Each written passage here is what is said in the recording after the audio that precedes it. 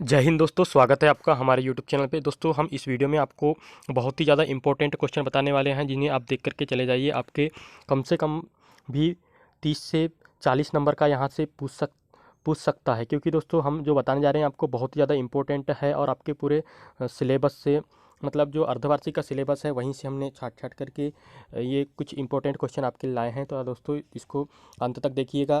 तो दोस्तों सबसे पहले आपको पता होना चाहिए कि आपका सिलेबस क्या क्या है। तो दोस्तों आपको सिलेबस में आप देख सकते हैं, आपके पास में पूछा था पद्य साहित्य का इतिहास, विनय के पद, कवितावली, सौंदर्यबोध, नीति अष्टक। इस प्रकार आप देख सकते हैं यहाँ पर आपके जो ये इतना आपका पूरा सिलेबस है। इसी प्रकार व्याकरण में आप नीचे देख सकते हैं, वाक्यांश के लिए एक शब्द है, रस है और संधि है, समास है। दोस्तों हम यहीं से आपको क्वेश्चन बताने वाले हैं, इंपॉर्टेंट क्वेश्चन। तो दोस्तों आपको पता होना चाहिए कि आपके जो परीक्षा यहाँ पर आपको लेखक परिचय और कवि परिचय पूछता है। तो आपके जो जितने भी, मतलब आपको तीन तीन पाठ दिए हुए, मतलब अध्याय दिए हुए हैं, विनय, कवितावली और सौंदर्य बोध और नीति अष्टक। तो इनके जो आपके कवि है, इनका आपको कवि परिचय देख के जाना है। और इनकी जो रचनाएं भी आती है, तो आपको पूछ सकता है कि कवितावली किस कवि की रचना है। तो इस प्रकार आप यहाँ से देख सकते हैं कि कवितावली तुलसीदास की है। उनकी जो 4 रचनाएं हैं, आपको उनकी रचनाएं भी पूछता है, तो इनकी आपकी 4 रचनाएं इस प्रकार आप लिख सकते हैं। इसी प्रकार विनय के पद सूरदास ने लिखा है। और सूरदास जी की जो रचनाएं हैं यहाँ पर देख सकते हैं आप, सूरसागर, सूर सारावली और साहित्य लहरी। दोस्तों आपको ये किसी प्रकार पूछ सकता है, आपको सही विकल्प में पूछ सकता है कि सूरसागर किसकी रचना है, या फिर सूरदास की रचना कौन सी है। या फिर आपको पूछ लिया कि 3 रचनाएं लिखी, 3 नंबर पूछ लिया कि सूरदास की रचनाएं लिखिए। तो इस प्रकार आप किसी प्रकार का आपका क्वेश्चन बन सकता है। सूरदास की रचना याद रखने का बहुत ही आसान तरीका है। सूरदास तो आप भी स से स्टार्ट हो रहा है यहाँ पर। जो इनकी जो सभी रचना ये भी स से स्टार्ट हो रही है, सूरदास, सूर सारावली, सूरसागर और साहित्य लहरी। तो इस प्रकार आप इजीली याद रख सकते हैं। और दोस्तों इसके आगे जो है बिहारी जी की है, एक बिहारी सतसई जो इनकी एक रचना थी। इस प्रकार आप जो है कर सकते हैं। उसके बाद में दोस्तों यहाँ पर आगे जो दिए हुए हैं आपके जो पाठ है, इनके सभी के हमने लेखक के नाम आपको बता दिए हैं, उनकी रचनाएं बता दी हैं। तो लेखक परिचय भी आता है 4 नंबर में, तो आप वहाँ से देख सकते हैं। फिर दोस्तों इसके बाद आपका जो सिलेबस है, सिलेबस में आपको जो पूछा जा रहा है कि मतलब रस पूछे जाने वाला है। तो दोस्तों आपको सभी रस के जो स्थायी भाव वगैरह है, ये सब आपको पता होना चाहिए। तो हमने आपको सबसे पहले रस के अंग कितने होते हैं ये पता होना चाहिए आपको। तो रस के 4 अंग होते हैं, स्थायी भाव, विभाव, अनुभाव और संचारी भाव होते हैं। इसी के साथ में आपको रस के भेद कितने होते हैं, तो रस के भेद कितने होते हैं, 9 होते हैं। इन सभी के आपको स्थायी भाव पता होना चाहिए कि श्रृंगार रस का स्थायी भाव क्या होता है। इनके साथ साथ में आपको इनके एक एक उदाहरण भी याद करके चले जाना था। आप यहाँ से देख सकते हैं कि सभी रस की हमने इनके सामने स्थायी भाव लिख दिए, तो यहाँ से भी क्वेश्चन आने की पूरी पूरी संभावना है। और दोस्तों इसके बाद में आपको अनेक शब्दों के लिए एक शब्द आने वाला है। तो यहाँ पर आप देख सकते हैं बारी बारी से कि अनेक शब्दों के लिए एक शब्द क्या क्या आने वाला है। तो यहाँ से आप ये बारी बारी से देखते जाइए, क्योंकि दोस्तों हम आपको सिलेक्टेड क्वेश्चन बताने वाले हैं जो आपके अर्धवार्षिक परीक्षा के सिलेबस के अनुसार है। तो दोस्तों यहाँ से आप देख सकते हैं अनेक शब्दों के लिए एक शब्द, इस प्रकार से एक बार देख लीजिए, ज़्यादा मतलब कठिन नहीं है। आप एक बार देख लें तो आपको याद हो जाएगा ये।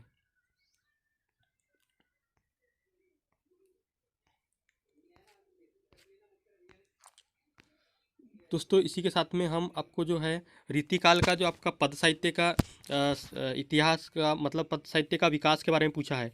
तो आपको जो यहाँ पर 2 ही टॉपिक पूछा है, रीतिकाल और मतलब आधुनिक काल। तो आपको रीतिकाल के हिंदी काव्य के प्रमुख प्रवृत्ति के बारे में उल्लेख करने का पूछ सकता है। तो आपको कम से कम 3 या 4 नंबर पूछेगा। तो आपको यहाँ से 3 से 4 यहाँ श्रृंगारिकता, मतलब जो रीतिकाल है यहाँ पर में अ, श्रृंगार रस को ज़्यादा महत्व दिया गया था। उसके बाद में चमत्कार प्रधान था, लक्ष्य ग्रंथों की रचना थी, और भक्ति नीति प्रकृति का भी चित्रण था, वीर रस का भी उदाहरण था। तो इस प्रकार आप 3 से 4 जो पॉइंट है याद करके जा सकते हैं, जिससे यहाँ से आने की संभावना है। क्योंकि दोस्तों आपके सिलेबस में क्लियरली बताया कि आपको रीतिकाल से क्वेश्चन पूछे जाने वाले हैं।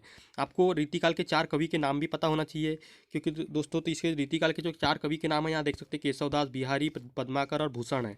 तो इनकी रचनाएं भी आपको पता होनी चाहिए। और दोस्तों इसी के साथ में जो है आपको जो पूछा जाने वाला है, रीतिकाल की देन, मतलब रीतिकाल की क्या देन थी, इसको आपको संक्षेप में बताना है। फिर आधुनिक काल के बारे में पूछा है। तो आधुनिक काल को कितने भागों में विभाजित किया जा सकता है, और कहाँ से कहाँ उनका मतलब काल था, वो भी पूछा जा सकता है। आधुनिक काल की विशेषताएं लिख सकते हैं आप यहाँ पर। और इस प्रकार आपको ये कुछ सिलेक्टेड चीज़ पढ़ के जाना है, जिससे आप अच्छा कुछ कर पाएँ। दोस्तों इसी के साथ में रीतिकाल की प्रमुख प्रवृत्ति है। तो इसके में क्या था, रीति निरूपण आ जाएगा, क्योंकि दोस्तों रीति काल में रीति का निरूपण बखूबी किया गया था। और दोस्तों इस प्रकार जो है आप यहाँ से देख सकते हैं। दोस्तों हमने आपको एक कुछ सिलेक्टेड चीज़ बताए हैं जिसको आप पढ़ करके बहुत मतलब कुछ अच्छा कर सकते हैं। इसी के साथ में दोस्तों आपको और कुछ क्वेश्चन बताने वाले हैं जो मतलब आपके पूछे जाने वाले हैं। तो आपको जो पूछा जाने वाला है श्री कृष्ण वाला जो आपका अध्याय है वहाँ से पूछे जाने वाला है, तो आप यहाँ से देख सकते हैं। यहाँ पर जो श्री कृष्ण से अध्याय से जो क्वेश्चन बन सकते हैं, यहाँ पर श्री कृष्ण की 16 कलाओं का अवतार क्यों कहा जाता है, ये सब पूछ सकता है, क्योंकि दोस्तों ज़्यादा पार्ट आपके सिलेबस में, आपको अर्धवार्षिक के सिलेबस में दिया गया है। उसी के साथ में दोस्तों ये जो 60 क्वेश्चन है 1 नंबर पूछ सकते हैं या 3 नंबर पूछ सकते हैं कि भारतीय राष्ट्रीय जीवन का किन दो समकालीन व्यक्तियों के उदात्त मस्तिष्क की गहरी छाप है। तो इसके में कृष्ण द्वैपायन और वासुदेव पुत्र कृष्ण के उदात्त मस्तिष्क की छाप है, इस प्रकार देख सकते हैं। दोस्तों यहाँ से आप बारी बारी से क्वेश्चन पढ़ के यहाँ पर, क्योंकि आपके पास सिलेबस ज़्यादा नहीं है, तो दोस्तों यहाँ से क्वेश्चन आने की पूरी संभावना है, तो यहाँ से आप देख करके चले जाइए। थैंक यू दोस्तों। वीडियो अच्छा लगा है तो वीडियो को लाइक शेयर जरूर करें। और हम अभी आपको सभी जो आपके आने वाले सभी एग्जाम है उनके क्वेश्चन बैंक के सॉल्यूशन देने जा रहे हैं, तो वीडियो को लाइक करें, अपने दोस्तों के साथ शेयर करें और चैनल को सब्सक्राइब भी कर लें।